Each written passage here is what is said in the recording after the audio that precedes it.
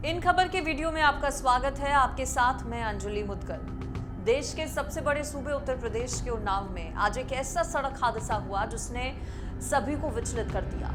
दरअसल उन्नाव में आगरा लखनऊ एक्सप्रेसवे पर यह दर्दनाक हादसा हुआ है जिसमें 18 लोगों की मौत हो गई, जबकि 30 से 35 लोग घायल हैं। रफ्तार का कहर इस पूरे हादसे में देखने को मिला है और इस हादसे को लेकर सरकार भी अब सख्त हो गई है। दरअसल कहा यह जा रहा है कि बस चालक की लापरवाही की वजह से यह हादसा हुआ। डबल डेकर बस जिसमें कई यात्री सवार थे, दिल्ली की ओर जा रही थी और अचानक बताया जा रहा है कि बस हादसे का शिकार हो गई। चूंकि तेज गति से ये बस चल रही थी, दूध से भरा कंटेनर था जो कि धीमी गति से चल रहा था, उस कंटेनर से ये बस टकरा गई। हादसे के पीछे की वजह कई अलग अलग मानी जा रही हैं, लेकिन ये जरूर है कि सरकार इस पर सख्त हो गई है। कहा यह जा रहा है कि हो सकता है कि बस के चालक को नींद की झपकी आ गई हो जिस वजह से हादसा हुआ। ये तो साफ है कि रफ्तार बहुत ज्यादा थी बस की और ये एक सबसे बड़ा कारण रहा। तेज गति होने की वजह से बस ने आपा खो दिया, काबू ड्राइवर बस नहीं कर पाया जिस वजह से कंटेनर से ये बस जा टकराई। डबल डेकर ये बस थी और बेहद दुखद ये हादसा इसलिए क्योंकि इसमें कई परिवार खत्म हो गए। जिन 18 लोगों की मौत हुई है उसमें कुछ लोग ऐसे भी हैं जो कि एक ही परिवार के सदस्य थे। कोई छुट्टी मनाकर वापस दिल्ली लौट रहा था, तो कोई गांव गया था अपने घर वालों से मिलने के लिए, लेकिन आखिर ये मुलाकात हो गई।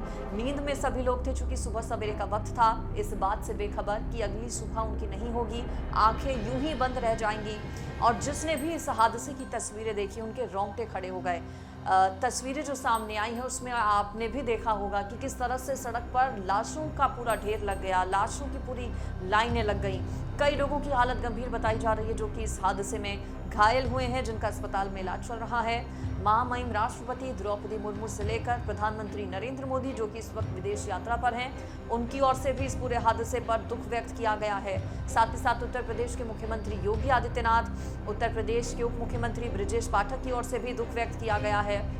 और आपको ये भी बता दें कि यूपी सरकार में परिवहन मंत्री दयाशंकर सिंह की ओर से इस पूरे हादसे पर जांच की बात कही गई है और अपने आप में पहला ये इस तरह का मामला है जब ड्राइवर के खिलाफ एफआईआर दर्ज होगी। इससे पहले ऐसा कभी नहीं हुआ कि किसी कोई ऐसा वाहन जो कि हादसे का शिकार हुआ हो उसके चालक के खिलाफ शिकायत दर्ज हुई हो।